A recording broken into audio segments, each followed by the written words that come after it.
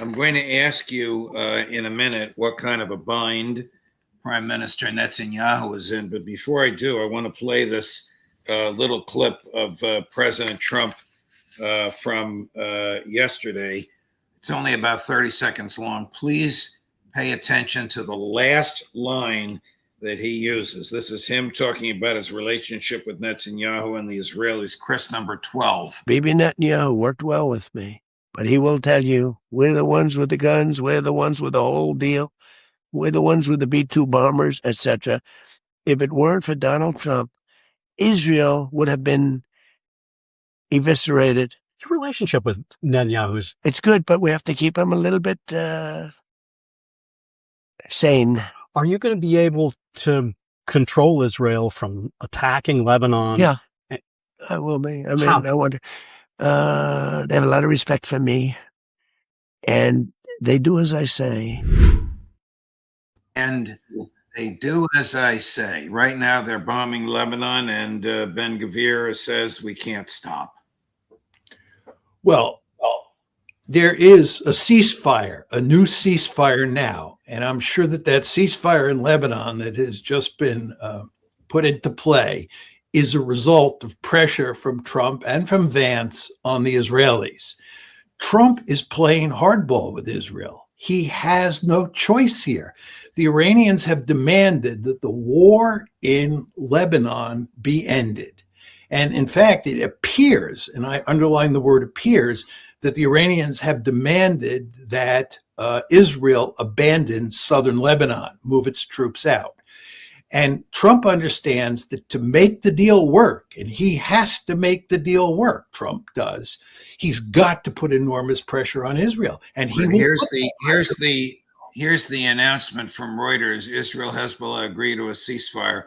This announcement was made by a U.S. official and a Qatari official.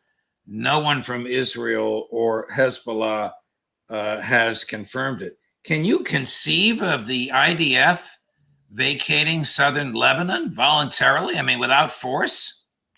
Well, voluntarily is not a good word.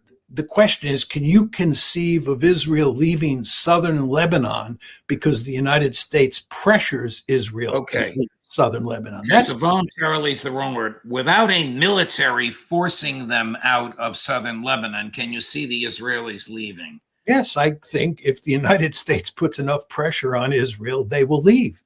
I think that President Trump, behind closed doors, is making it manifestly clear to the Israelis that they have to do certain things.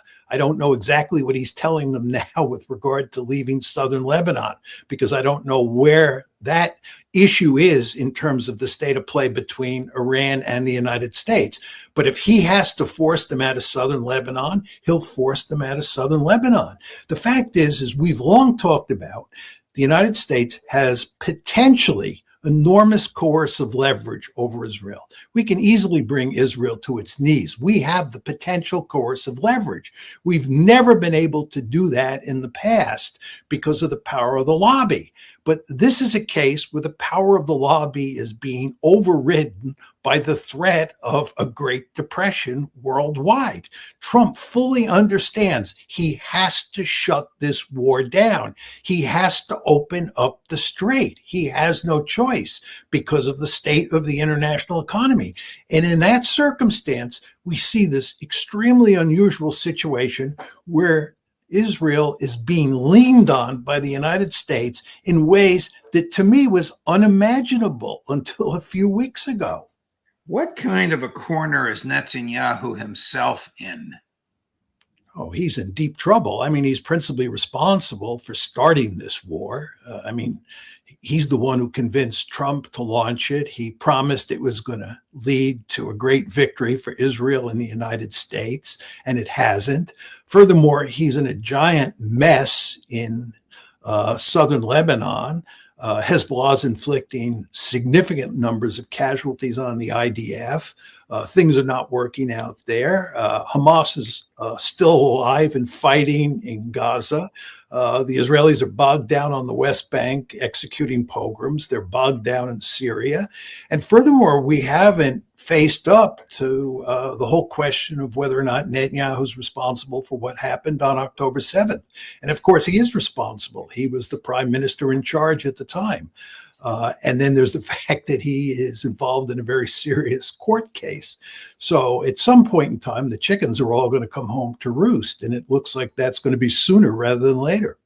Does it really matter who the Israeli prime minister is other than personality and tone? Isn't the population overwhelmingly in favor of this assault and slaughter in Lebanon? Yes, I think one could make an argument that they're better off with Netanyahu than any other potential prime minister, because Netanyahu is so good at manipulating the American political system. He is really something of a genius when it comes to getting his way inside the American body politic. And I don't think any of his successors will have that skill.